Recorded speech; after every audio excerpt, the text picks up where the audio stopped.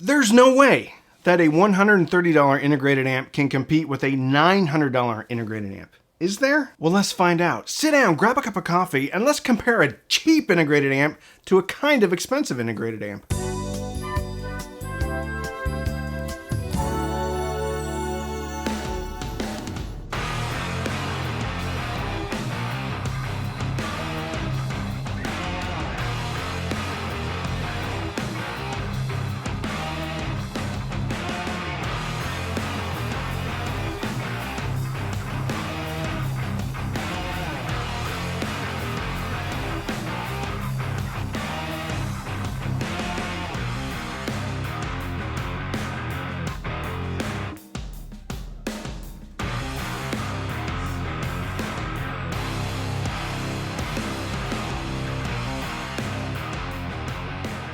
If you're new here, this channel is called The Cheap Audio Man. We talk about high-value, hi-fi home theater and headphone equipment. Consider subscribing. Over 440 videos at this point. Everything from vinyl, amps, speakers, pretty much anything that has to do with hi-fi I've covered. So subscribe. It's free. But if you're in the comments and somebody that looks like me tells you to reach out to them from Telegram or WhatsApp, don't. It's not me. It's a scam. Please do not reply to any of these people that say, hey, you won something, because you haven't won anything, unfortunately. You may win some malware, which isn't fun for anybody.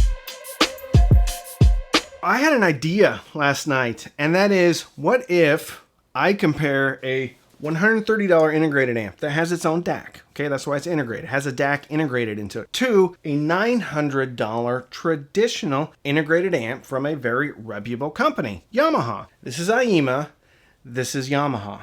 AIMA, Yamaha, Yamaha, AIMA. They're friends now. The question I had, I knew that AIMA was good. I knew it was, but I haven't really A-B'd it with something a lot more expensive. So I was like, all right, let's do it. Battle Royale. Cheap versus expensive. Yamaha has to walk all over the AIMA, right? Right? So both these amps, well, these amps are quite a bit different. The Yamaha is really a fully featured integrated amplifier. It has a phono stage. It has a fully functioning DAC with USB, optical, coaxial in, has subwoofer outs, has multiple single-ended inputs. It's got a bunch of RCAs, okay? Remote control. The T9, on the other hand, has one RCA input, but it does have a fully functioning DAC, which supports USB, optical, coaxial, and also has Bluetooth, also has a remote control. Also has two tubes, so you can change the tubes out if you want. Yamaha, no tubes. The T9 is a Class D amplifier, uses a Texas Instruments 5532 chip. Yamaha, to the best of my knowledge, is a Class AB amplifier. Yamaha also puts out 100 watts into 8 ohms. The T9 claims it puts out 100 watts into 4 ohms, but you can probably half that because I think that's at 10% total harmonic distortion. Yamaha is much more powerful than the T9, but most people don't use up as many watts as they think they do. Already on paper, these are different in a lot of aspects, but they are both integrated amplifiers with a DAC. And that's what I was listening to today. The difference between a $130 integrated amplifier and a $900 integrated amplifier. I tried to level the playing field. So I hooked these both up to my computer, ran a test tone, matched output levels. So I used my phone as a decibel meter, sat in the same spot, and then changed the volume until I got the same SPL. Basically taking any type of output differential off the table. I tried. There's still going to be minute amounts of different gain, different levels, but I did get them to a point when I was playing a song, I could switch back and forth, and there was zero perceptible difference in loudness. So I got close. What I did is I took my trusty old antique vintage Oppo Blu-ray player that I use as a CD transport, which means I use the DAC inside both these integrated amps to do the analog to digital conversion. I took the optical out of my Oppo CD player, DVD player, and I split it. And then I ran one optical cable to the Yamaha, the other optical cable to the T9 from AIMA. Then I took the speaker outputs from both the Yamaha and the AIMA, and I stuck them into the Duke Audio here. It's a one little bear, two-way amplifier speaker switcher. Whoops a daisies. But then I hooked up my trusty ELAC Unify 2.0 to the switcher. So the only thing I had to do to switch amps is hit this one button right here, the amplifier switch. Yeah, hear that click? Yeah. So I had the same song going through the same DVD CD transport into each of the amplifiers, same speakers, one switch going back and forth. So these two use two different DAC chips. So there could be a difference right there. When one is listening to the integrated or internal DAC on an amplifier, fundamentally that's how it sounds. That's the amplifier. So it's a combination of the DAC sound and the amplifier sound all coming together. I could have used an external DAC and then ran that into both components, then compared the sound there too. The simplest way to do this was just to run an optical to both components with the same source, same song, real time, switch of a button, and I'm hearing the differences. So right out of the box, these have a very different sound signature. The Yamaha is more analytical, sounds cleaner because it has a tendency to lean or emphasize the upper mid-range and the treble. The Yaima T9, much more robust, warmer sounding, which just means there's an emphasis on the lower mids and the bass. But I didn't want to just listen to the stock sound signature because a bunch of amps have different sound signatures. Speakers have different sound signatures. I wanted to get these sounding as close as I possibly could and then listen for the differences. I think I was able to do that. I left the Yamaha flat. No loudness control, no tone controls, just flat. Everything in the vertical position. And then I adjusted the T9. And where I ended up on the T9 was a couple of clicks lower on the bass, a couple of clicks higher on the treble. And at that point, I feel like I got these sounding pretty darn close. The differences. So what's the difference between a $900 integrated amp and a $130 integrated amp? Not much. I'm still in shock. And I've talked to two of my patrons who I talk to on a regular basis about how surprised I am. There's a difference. The Yamaha's better. Those differences are really subtle. Way more subtle than I thought they would be. I thought this would be night and day difference. I thought even if I got them to sound similar, there would just be a huge veil over the T9. That there's no way it could possibly compete with the Yamaha. Yamaha is good. I'm going to do a full review on it, but this Yamaha is a great integrated amplifier. The differences that I heard were in soundstage and instrument separation. The soundstage on the Yamaha was just bigger. It seemed more three-dimensional, more organic. The funny thing was the Yamaha actually had a little bit more bass heft at certain frequencies. Stock signature, it actually sounds like the T9 is bassier or warmer than the Yamaha, but when I really leaned in, certain bass plucks, especially on Nirvana MTV Unplugged, were more pronounced, if just a slight bit.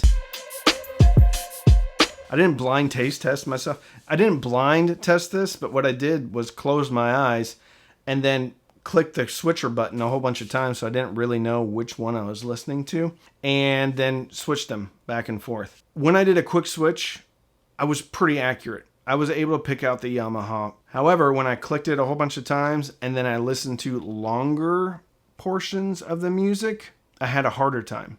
So if I listened to about 10 seconds, I had a harder time picking out which one. Frankly, I don't think I was very accurate at all. If I listened to songs in their entirety, a little bit easier to pick out because then I'm getting a little bit more of that soundstage experience. Quick switches, I could tell the difference if I knew which one I started with, but neither one of them was head and shoulders better than the other one. 10-second passages, 15-second passages were very difficult to pick out. Songs in their entirety, I could start picking it out again. And really what I was listening for is just a largeness.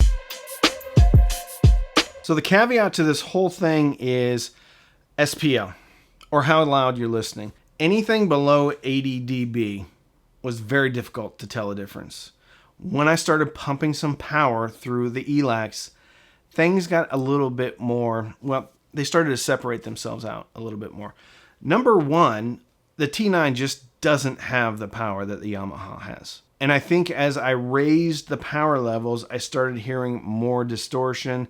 The noise floor started to get a little bit worse. When I got the speakers going around 83, north of 85, I could start telling a difference. The Yamaha just kept itself together much better. T9 started showing, I think, some of its distortion limits at those higher SPLs. If you're going to listen loud, if you're always listening loud, then yeah, Yamaha for sure. But if you don't have the budget for it and you don't listen super loud or you have higher efficiency speakers, T9's pretty good. Blown away. Really blown away. I cannot believe, number one, how close I could get these to sounding the same. Couldn't believe it. Number two, how good the T9 was. It's just fantastic. Either that or how bad the Yamaha is, but the Yamaha is not bad. I've listened to dozens of amps at this point. And when I started listening to the Yamaha, I'm like, ooh, yeah, this baby's going to be nice. I hadn't listened to the T9 for a while.